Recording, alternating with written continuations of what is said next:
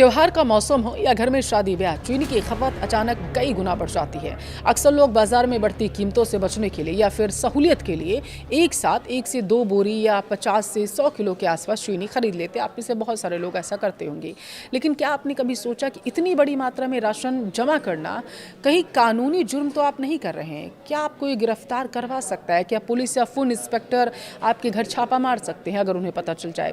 क्या आपको इससे जेल हो सकती है, जुर्माना देना पड़ सकता है?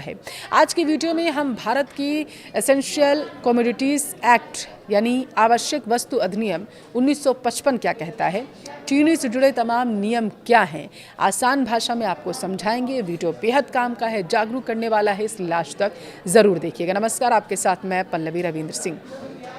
सबसे पहले आपके मन का तो मैं डर दूर कर देती हूँ। अगर आप एक आम नागरिक हैं और अपने यानी अगर आप कोई शॉप नहीं चला रहे हैं, कोई संस्थान नहीं चला रहे हैं, कोई परचून की दुकान नहीं चला रहे हैं, तो मैं आपको बता दूं, आप अपने निजी इस्तेमाल के लिए 100 किलो या 1 क्विंटल चीनी खरीद कर घर में रखी है आपने, तो या कोई पहली बात तो अपराध नहीं है। इसके पीछे कारण है, सुनिए, 3 प्रमुख कारण हैं। पहले तो घरेलू स्टॉक पर कोई सामान्य सीमा नहीं है। भारत में आम परिवारों के लिए घर में राशन का स्टॉक रखने की कोई ऐसी कानूनी सीमा अभी तय नहीं की गई जिससे 100 किलो चीनी रखना अवैध माना जाए, क्योंकि इस समय बहुत सारे सोशल मीडिया पर फेक खबरें चल रही हैं, इसलिए उन पर गौर मत करिएगा। सबसे पहले अपने कानूनी अधिकार ज़रूर जानिएगा, जो मैं इस वीडियो में आपको बता रही हूँ। वीडियो बेहद काम का भी है, इसलिए शेयर ज़रूर करिएगा अपने परिवार में और दोस्तों में। दूसरे नंबर पर आता है मकसद क्या है आपका स्टोरेज करने का। आपका मकसद निजी खपत है, जैसे शादी, पारिवारिक कार्यक्रम या पूरे साल का पारिवारिक कोटा, तो ये भी अपराध के दायरे में नहीं आता है, क्योंकि जाहिर सी बात है अगर आप पूरे साल का कोटा रख रहे होंगे या फिर शादी ब्याह आपके घर में होगा तो चीनी आप ज़्यादा ही लाएंगे खाना वाना बनाने के लिए। तीसरे नंबर पर मुनाफाखोरी या अभाव आता है।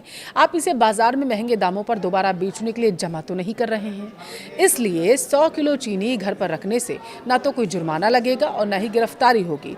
तो फिर यह जमाखोरी का कानून बना किसके लिए है और यह कहाँ से आता है? इसके लिए हमें समझना होगा आवश्यक वस्तु अधिनियम, जो मैंने अभी आपको बताया 1955 यानी कि ECA 1955 कहता क्या है। यह कानून सरकार को अधिकार देता है कि जब देश में किसी ज़रूरी चीज़ जैसे कि चीनी, दाल, तेल कुछ भी हो गया, अगर किसी चीज़ की कमी होती है या कीमतें बहुत ज़्यादा भागती हैं, बढ़ती हैं, तो सरकार उनकी सप्लाई यानी डिस्ट्रीब्यूशन, स्टोरेज को कंट्रोल कर सकती है।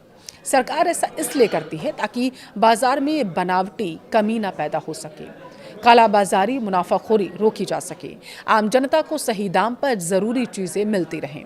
लेकिन इस कानून का दायरा मुख्य रूप से कॉमर्शियल सप्लाई चेन यानी सप्लायर, डीलर, व्यापारी, मिल मालिक पर लागू होता है, ना कि घरेलू किचन पर। व्यापारियों और थोक विक्रेताओं के लिए नियम बिल्कुल अलग हैं और बेहद सख्त भी हैं।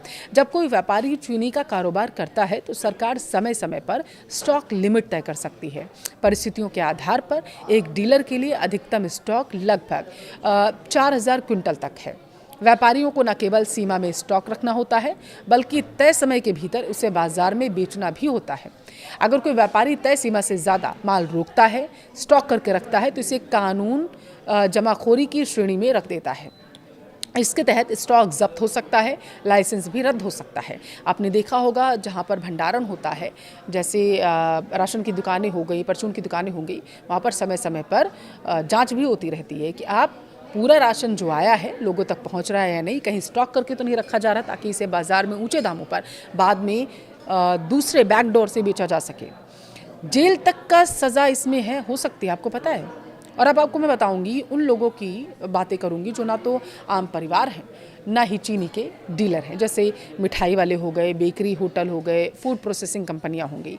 उन्हें कानून किस की भाषा में, बल्कि कंज्यूमर्स आखिर क्या कहता है। देखिए, कुछ नियम हैं, वो क्या कहते हैं आप जानिए। पहला तो हो गया 10 मीट्रिक टन का नियम। अगर कोई कॉमर्शियल यूनिट महीने में 10 मीट्रिक टन से ज़्यादा चीनी इस्तेमाल करती है तो वह मनमाना स्टॉक जमा करने नहीं रख सकती।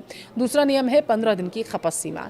ऐसे व्यवसायों के लिए सरकार अक्सर अधिकतम 15 दिन की ज़रूरत के बराबर ही एडवांस स्टॉक रखने की परमिशन देती है। इसका मकसद ये है कि बड़ी बड़ी कंपनियाँ बाज़ार की पूरी चीनी पहले से खरीद करना बैठ जाएँ, जिससे आम लोगों के लिए बाजार में कमी हो जाएगी। कानून की नज़र में अंतर सिर्फ इस बात का नहीं है कि आपके पास कितनी चीनी है, बल्कि इस बात का भी है कि आपका मकसद और पैमाना क्या है चीनी रखने का।